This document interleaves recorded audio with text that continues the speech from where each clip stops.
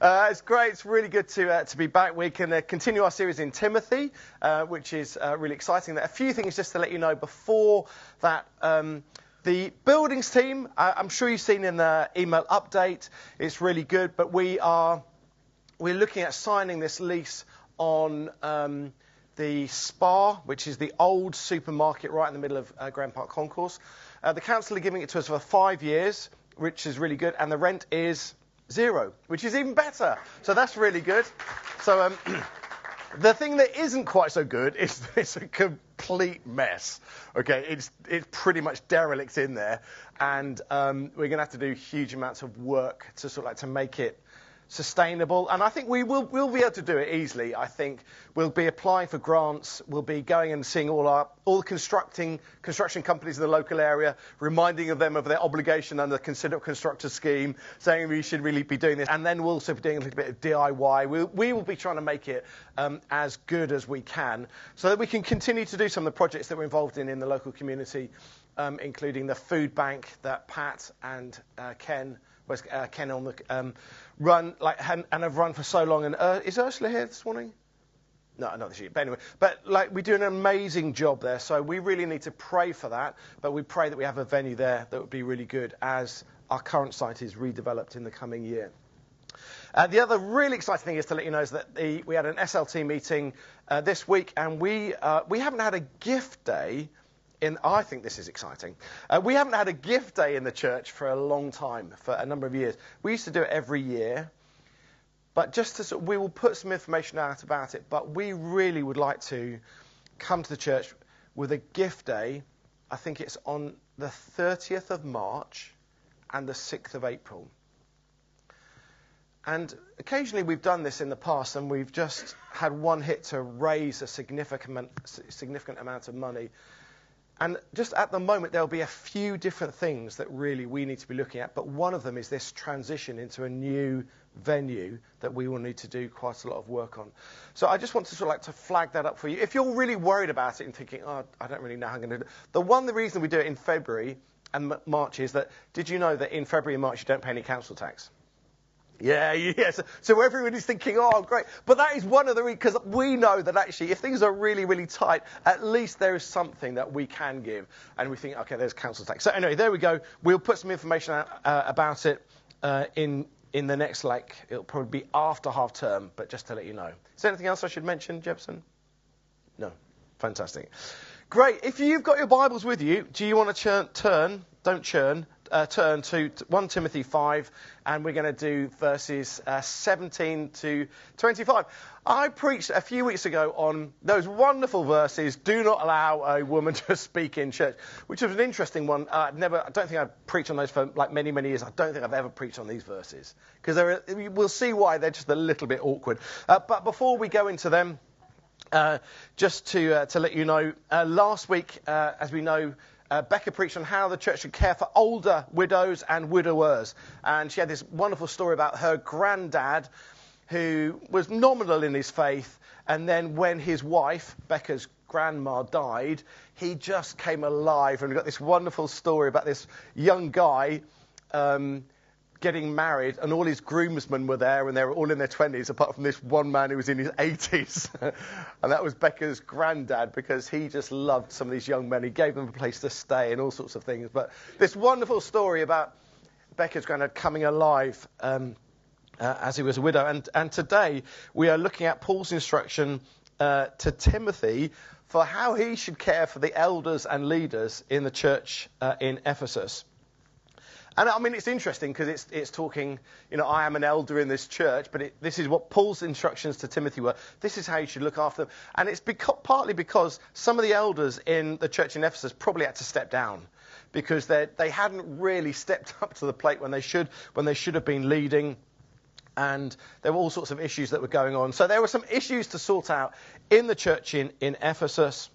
A few weeks ago, Salmon preached an amazing sermon on the character of leadership, and now we've got some real practical issues about how we develop and grow and how we are transparent as leaders in the church. Is that okay? Good. Even if you said no, I'm still going to do it. Right. 1 Timothy 5, let me get it in my Bible, and from verse 17. Let the elders who rule well be considered worthy of double honour, especially those who labour in preaching and teaching. Can you see why it's just a little bit odd, isn't it, for me? But anyway, we're going to do it. This is one of the great joys about preaching, like systematically through some chapters in the Bible, through books in the Bible. You've just got to deal with all of these different sections. For the scripture says, you shall not muzzle an ox when it treads out the grain, and the labourer deserves his wages.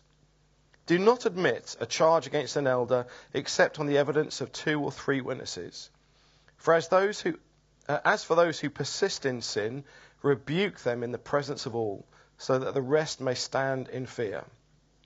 In the presence of God and Christ Jesus and of the elect angels, I charge you to keep these rules without prejudging, doing nothing from partiality. Do not be hasty in the laying on of hands, nor take part in the sins of others. Keep yourself pure. No longer drink only water, but use a little bit of wine for the sake of your stomach and your frequent ailments. The sins of some people are conspicuous, going before them to judgment, but the sins of others appear later. So also good works are conspicuous, and even those that are not cannot remain hidden. Who you are as a leader when nobody is looking is the most important thing. Who you are on your own, who you are just before God, is crucial. I read an article, I don't know if you saw that. Can you go on to the next thing? I don't know if you saw this article. It came out this week. Why Gen Zers are making a comeback to God. It's really interesting. Gen Zers are generally, people who are mid-teens to 28, around then. And just go on to the next slide, if you can. Just some stats there. If you are between 18 or mid-teens and 28, it says that you are half as likely to call themselves atheists as their parents or grandparents. Their parents or grandparents are twice as likely to be atheists as young people are today. 62% of 18 to 24-year-olds would call themselves fairly or very spiritual. And in 2021, a quarter of Gen Zers would say that they believe in the existence of God, whereas now, 2 years later, it's gone up to a third. 33% would say that they believe in the existence of God. Just got a quote from this girl here, an influencer and Christian, Emily Beanie in Copenhagen. This is what she said. There are some things that ChatGPT just can't answer, like what is your purpose? Why are we here? We have TikTok, Google, Instagram, and AI at our fingertips. I could search for anything, but there are more big questions than the internet has answers for. People are realizing that maybe they can find them in God. And then when she was asked about what her friend's reaction to being a Christian, she said this, I never get any negative reactions. Just like people in the outside world are looking for honest ways that they can express their authentic selves, I'm going to church and I know that I can be my authentic self. I don't have to hide. It's a really interesting sociological moment in time where lots of young people are almost seeing the pretense of what's happened in a lot of social media, and that actually it doesn't necessarily portray something that is real and genuine. I saw an article of somebody who bought a house, and he bought it from a social media influencer. And he'd seen it because he'd seen it on all these Instagram reels and everything like that. And when he got there, he was so disappointed because the camera was in one position and that view of the house was really, really nice. That view was horrible. He said the floorboards were wonky. There were bits of skirting board that just stopped midway through. There were bits that weren't painted, but that bit, that looked good. And so there is something about people thinking it's just not true and it's not honest. And so I think that this passage that we're looking at today is about creating a culture of authentic, honest, servant-hearted leadership. If there is, when the next church scandal in the world comes and another leader falls, most of my friends who are not Christians, their response is this: here we go again. Same old story. Every time it's the same old, you just can't trust them. And I haven't been spending all this week reading the news, but I do try and read the news. But then there was this other story that was out on Friday, I think it was, about a priest in the Church of Scotland. And she said, I'm just going to resign. I've got to resign, because she was being forced to pledge an oath of allegiance to a bishop who had been accused multiple times of bullying.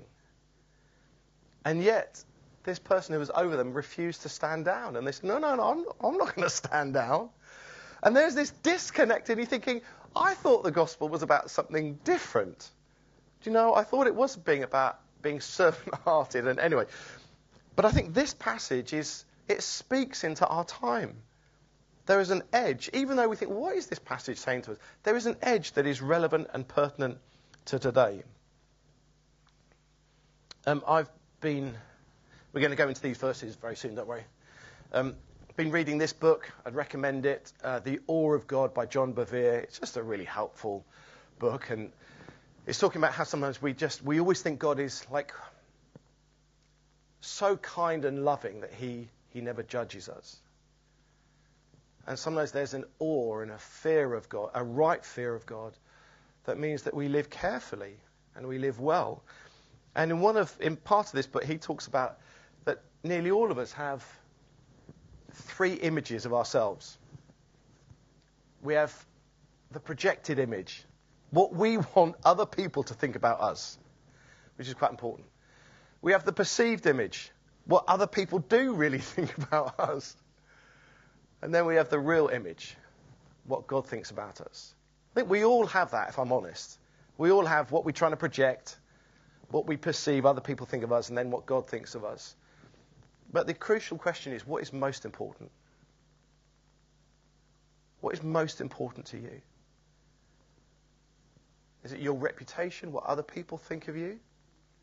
Is it the sort of person you want? Do you wear certain clothes to sort of like signal certain things to different people? Or are we free in such a way that we can believe what God thinks about us? So in this passage, we've got that Paul just gives 5 or potentially 6 different values. And Paul says, look, Timothy, if you want to help the elders in this church in Ephesus that are going through a bit of a difficult time, live with these values. And the first one is this: just to appreciate and encourage the elders and the leaders. Verse 17, let the elders who rule among you be considered worthy of double honour, especially those who labour in preaching and teaching. For the scripture says, you shall not muzzle an ox when it treads out the grain, and the labour deserves its wages. I'm not overly sure I want to be likened to an ox, if I'm really honest. So, I don't want to be a cow, just walking around in the fields. And actually, it's not particularly flattering just to say, oh, you're some farm labourer. I think that is what Paul is. But I think what he's trying to say is this: it's just hard work. Sometimes it is hard work. In the last few years, we've seen more and more people coming up here and preaching, and I really, really love the fact that new people are stepping up and preaching. I've been sort of like doing this for about, 30 years, so I've got used to it. But when you come and do it for the first time, it is a huge, huge thing. And all I want to encourage us to do is never, ever underestimate what it takes for somebody to come up here for the first or the second or the third time and preach. Never underestimate what it takes for somebody like Becca, who is 23, to stand up here and preach to a church full of people. She will be 24. I just think, never underestimate what it takes. And I just say, let's encourage and let's appreciate people when they stand up. We do have if you're interested in it, we do have a preaching pathway. Tim oversees the preaching in the church. But if you think, I wouldn't mind having a preaching, think it's great, just come and let us know. And I'll tell you what we do. What we'll probably do is we have 3 musketeers preaching, where some Sundays we have 3 people preaching, and they each preach for 10 minutes. And it's great. It's an easy way in. And you never do it you never stand up here and do it for the first time on your own. Actually, you always preach to somebody else first. Because there are some people now that still come and preach to me on my own, like first, before they preach to the church. And by and large, I think, isn't that really scary and a bit intimidating? Thinking, well, I thought it might be, but actually, generally, people find it really helpful. Because the worst thing is to get criticised after you've preached. Did you know that? Because what can you do about it? There's nothing. You can't do anything. So it's much better to preach somebody first, work it all out, and then come and preach to the church. Appreciate and encourage. If you do, can I just say this? If you do have negative feedback for somebody who's preached, can I ask you to do one thing? Never, ever, ever do it straight after they've preached. Just don't do it. Just do not do it. Great, well done, really good sermon. I just think you got that wrong. It wasn't so good. The thing is, what we don't realise is that when new people come and preach, they give out so much of themselves. It's just utterly crushing. And if you think somebody has preached heresy, go and speak to Tim. or come and speak to me. Or sometimes I've preached things when I know I've got the names mixed up. Ezekiel. And I always get those names mixed up, and I get named. And I probably know that I've done it, but with new people, let's just be really, really careful. Think really hard what you're trying to achieve by critiquing somebody after they've preached. What is it that we're trying to achieve? These verses talk about paying elders, and I'm sure we've all seen extremes. I'm sure we've seen some church leaders that are just paid extravagant amounts of money. And if you want no, we're not going to. But you're just thinking, no, but that's not helpful. It's so not helpful. But we've also seen people when they're paid like a pittance, church leaders, and that's not helpful either. And these verses speak into it. John Stott's view, who's really helpful, an old sort of very well-respected theologian, said that pastors should more or less get paid the same as what generally people are paid who are in the church. That their standard of living is very, very similar. And just so you know, if you really want to know, I work full-time for the church. I am paid to work full-time for the church. From the day one, that was what the case is. And if you want to know what I earn, well, I'll let you know. I won't tell you exactly, but I'll let you know that Jill is a classroom teacher, and she's been a classroom teacher for 17 years, and we get paid pretty much exactly the same. So if you just want to know, that's roughly where I'm pitching, where I'm being paid. I think sometimes it's just helpful to let people know. So you know, so you understand. That is where it comes from. The next thing that Paul talks about is he has this little bit of it's almost like a grievance procedure for pastors. If elders and teachers and leaders in the church get it wrong, these are some of the verses that are really helpful. And Paul is just saying, look, we need to have this principle of fairness. In some ways, it's both supportive and scary for leaders, but it's a really helpful thing to be looking at. But he's saying, don't gossip or make malicious complaints about leaders. But they are held to a higher level of accountability. If you're being called to lead, then you need to lead. You need to set the tone. And if you mess up, and if you consistently mess up, well, actually, that needs to be publicly dealt with. And we need to be saying in front of the church, no, this is what happened, and these are the remedies that we're going to get. The other thing is that I think there's the gist of what they're saying here is that if there is a safeguarding issue about any leader in the church, me or anybody else, please, you must talk to somebody. Or talk to somebody who is a safeguarding lead. So Jerry is the trustee who oversees safeguarding. John Bexton is involved in safeguarding. Talk to anybody who's involved in the SLT. Talk to me. Talk to anybody. But it's significant harm has been done in churches where there's behaviour that has been seen, and you're thinking, that's just a bit weird, and that's just a bit wrong, and that's just a little bit off. And nobody has said anything. And I invite you, if you think that's about me, then say something. I'm not above reproach. You must. Because we so value the church. Do you know, years and years, I think I'm allowed to say this. I think it was about 13 or 14 years ago, Jill and I, we went to Soul Survivor in Watford. And I am allowed to say this because it's public and it's widely recognised. And the guy that was leading the church, Sole Survivor, has now been publicly stepped down and all those sort of things. And that was in the last few years. 14 years ago, we went to a service there, and we talked about it afterwards. At the time, we said we do not want to go back there because there was something that was wonky. And there was something about the way that leader talked about other leaders in the room. I just thought, oh, that's publicly.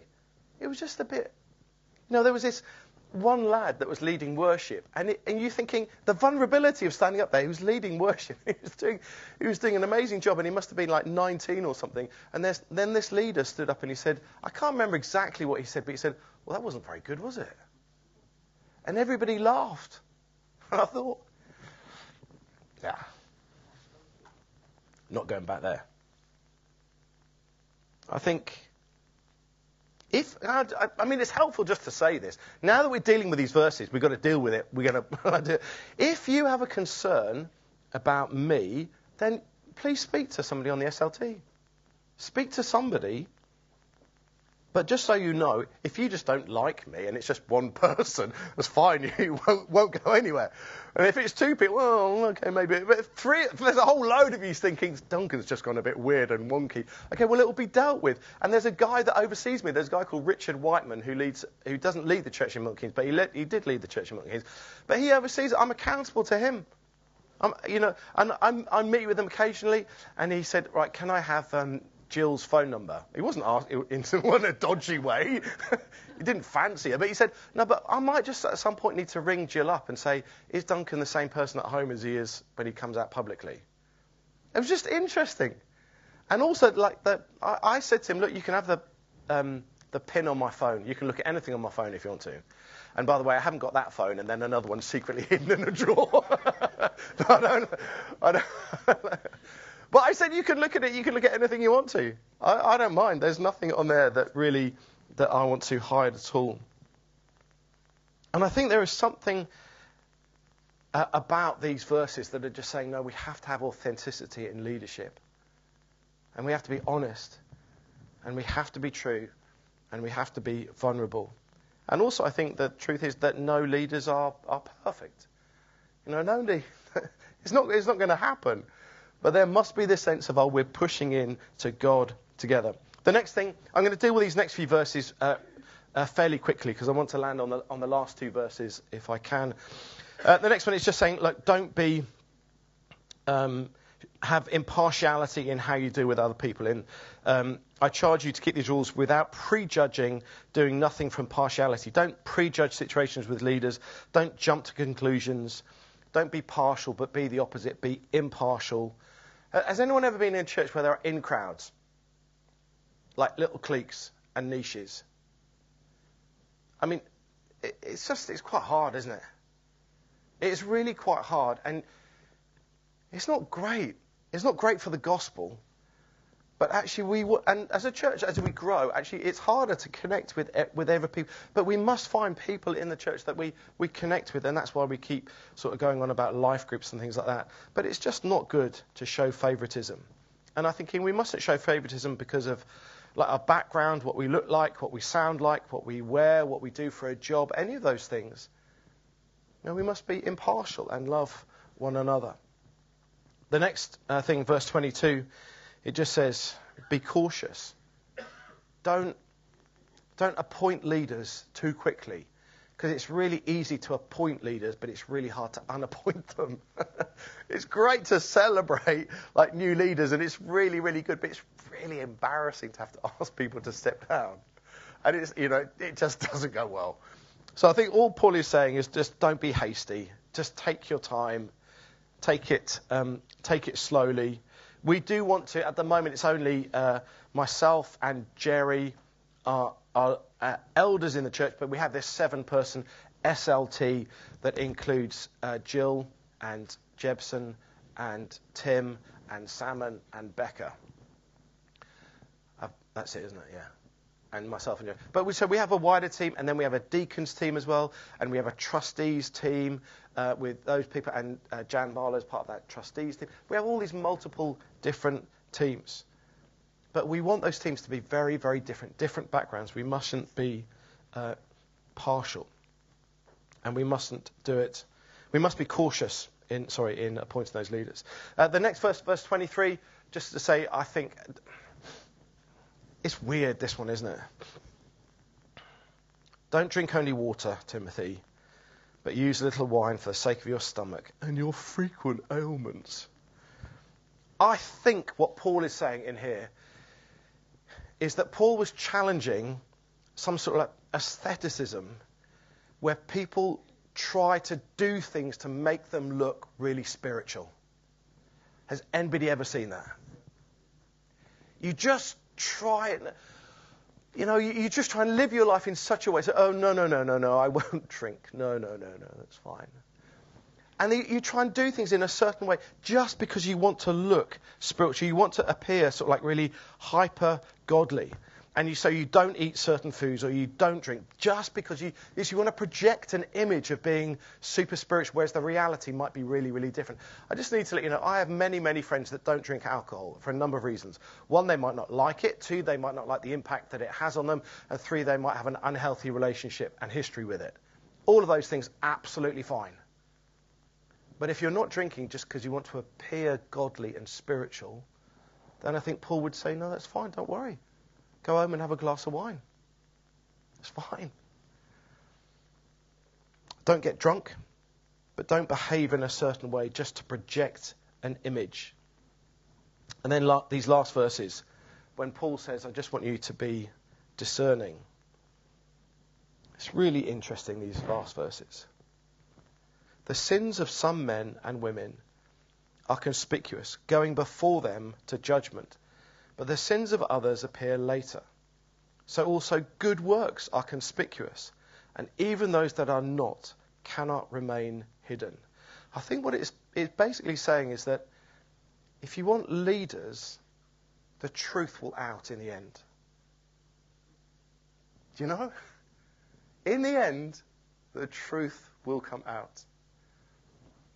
And it's really an encouragement to say, if you are a leader, just live for an audience of one. Like, do not worry what other people are going to think about you or say about you. Die to yourself and live for him.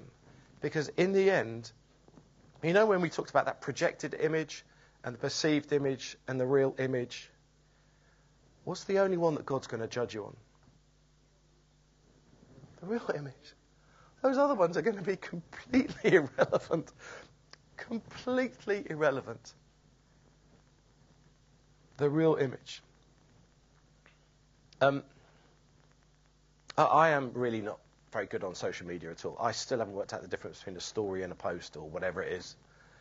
I constantly ask people, I don't know what the difference is. Well, thanks. I know people keep saying one disappears, but I still don't know which one. Anyway, okay, but I'm not very good on social media. But I do know that basically it's the projected image and the perceived image that are the most important things. In fact, I would say they're so important that sometimes they are crushingly important. Those are the things that people are really going for. That's the thing that they want to protect. And so they'll get involved in self-promotion and self-protection because they want to protect how people see them and the image that they want to portray to other people. And what Timothy is saying is this: do not choose leaders like that. Don't choose leaders that are concerned with self-promotion or self-preservation, but choose ones that are totally surrendered to God. I think that's why Gen Z are turning to God, because they're saturated with all of that stuff. I want to give you another interesting quote. Attractive personalities often have hidden weaknesses, whereas unprepossessing people often have hidden strengths. It's true, isn't it? Attractive personalities often have hidden weaknesses, whereas unprepossessing people often have hidden strengths. It's who we are when we're on our own that really counts. It is so sad. But there was a guy who wrote a book called Who You Are When No One's Looking. It's a book by a guy called Bill Hybels. And sadly, he just got to the point when he was going to retire after this great ministry. writing all these books, building a great church. And just before he retired, it came out that he'd been living a lie for years. And having sort of extramarital, emotional affairs with other women. It was just hugely, hugely sad. If we looked at some of those images about Jesus, what was his perceived image? What did people think about Jesus? Genuine question.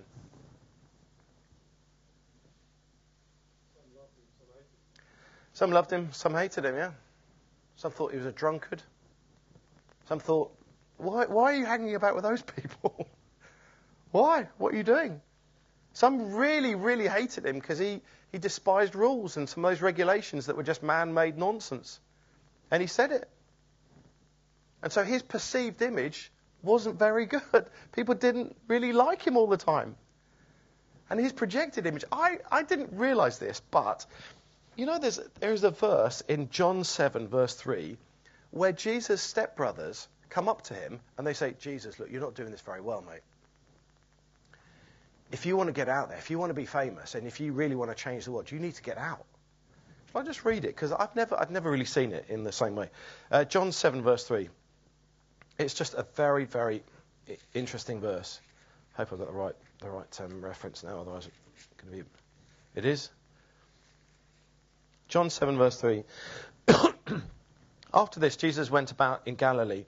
He would not go about in Judea because the Jews were seeking to kill him. Now the Jews' Feast of Booths was at hand. So his brothers said to him, leave here and go to Judea, that your disciples may also see the works that you're doing.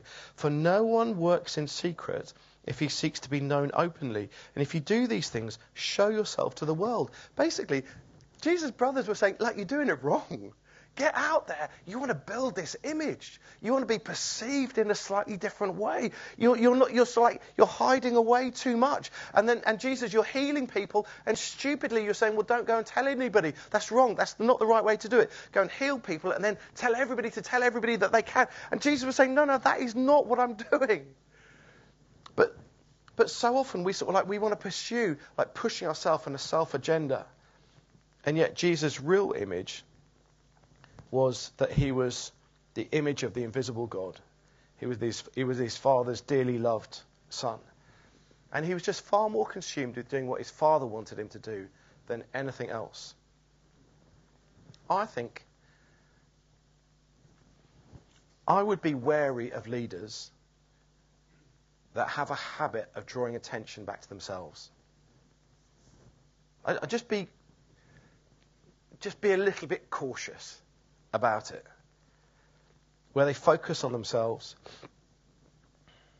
and everything sort of leads back to them and what they're doing. And sometimes you have to. There's an inevitability about it. But if you see these trends in people's lives, just be a little bit cautious. Where did all that focusing on ourselves come from? Great story. Adam and Eve. Adam and Eve in the garden, having a great time, at one with God. Here we are. Absolutely brilliant. Eve and Adam, they sin. What do? What's the next thing that happens? Oh my word. They suddenly realise that they're naked. Now, it's because they suddenly, in the moment, they were just worshipping as God had made them. They were worshipping Jesus. They were worshipping their Heavenly Father. They just loved it. They were in this wonderful place. They sinned, and suddenly they became acutely aware of themselves. And they thought, oh no, we're naked. Quick, make some clothes. And they started sewing things together. I don't know if you can actually sew a fig leaf together, but I don't know if you can. But that's the point, that you sin, and suddenly it all becomes back onto you again. It becomes all about you. And I think there's some freedom about being a leader when you can forget about yourself, die to yourself, and see what the Lord is doing. I've got two stories to finish with. One story you will have heard before, but I'll tell you it again because it's the most important story for me. There was a guy a few years ago that lived in a cottage in the Welsh mountains on his own for 5 years. There's a little part of me that would like to go and do that one day. He didn't have running water. Yeah, yeah. Maybe Jill won't be coming. Anyway, that's fine. Okay. He didn't have running water. He didn't have electricity, but he did that. And he went there to find himself. Yeah? Because he was a journalist living in London. It was all a bit rat racy. And he thought, I'm just going to go out there and I'm going to find myself. 5 years in, what happened? He had totally and utterly forgotten about himself. He just loved watching birds. And so instead of, he realized, he did this diary, and over the years, he realized his diary was less and less about himself. And it was more about, it's May. These plants are coming up. At this point now, the peewits will be returning and they'll be nesting. And the buzzards will be in those trees over there. And the moss on the side of those trees. It was all about what was happening around him. And he said it was the most liberating thing that he could have done, because he just loomed less and less in his own life. And he was consumed with what was happening around him. And I read that like years ago, and I keep going back to it, but I'm thinking, that's what I want. I want the diary of my life actually to be less and less about me and more about what I see God doing around me.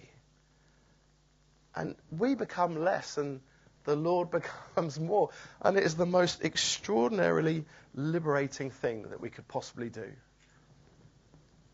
And I think Paul is saying to Timothy, culture leaders, that it's not about them.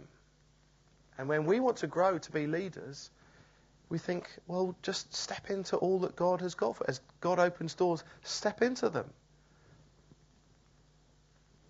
The last story that I want to finish with is it's a little bit odd.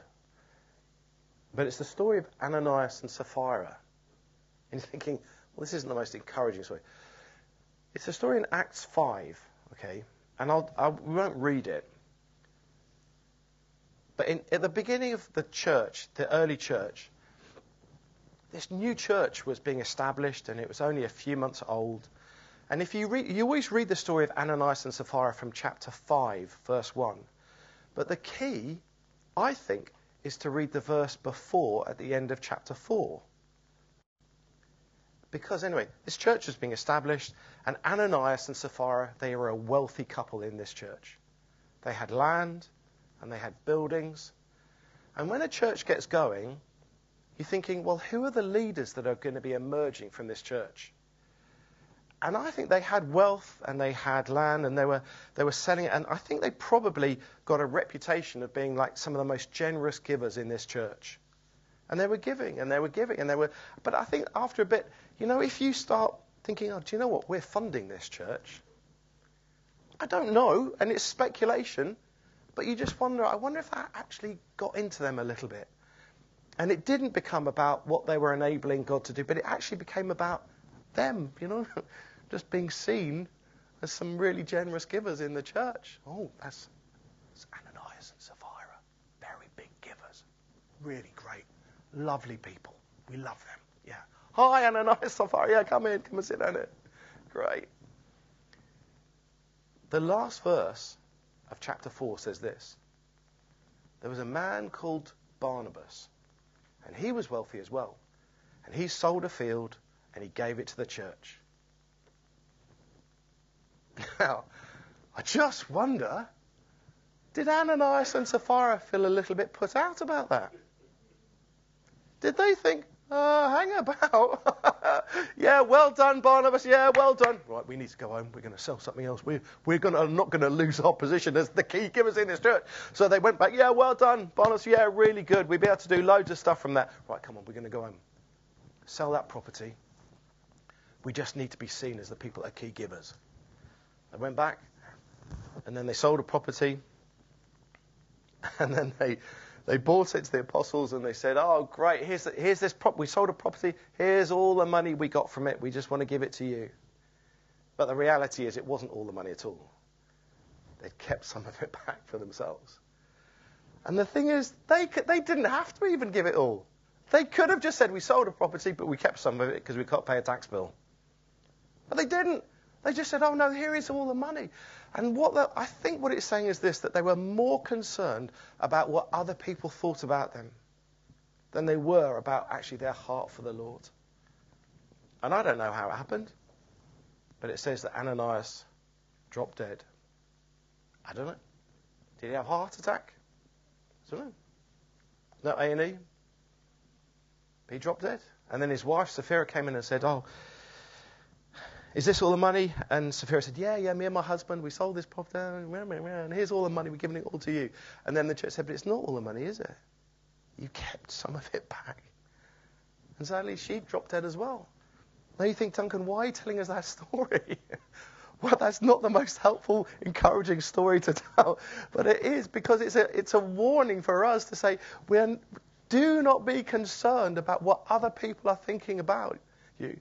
As much as what you're thinking, I'm just going to give everything to the Lord. Everything to the Lord. Because, these verses say, it'll all come out in any way. It'll all come out in any case. And I think, actually, the story of Ananias and Sapphira is to bring us great freedom. To not worry about what other people... Not to try and be people pleasers. Just put your hand up briefly if you ever live your life trying to please other people. I think it is so easy to do it. But actually, we want to have leaders who have freedom. Freedom to live for an audience of one.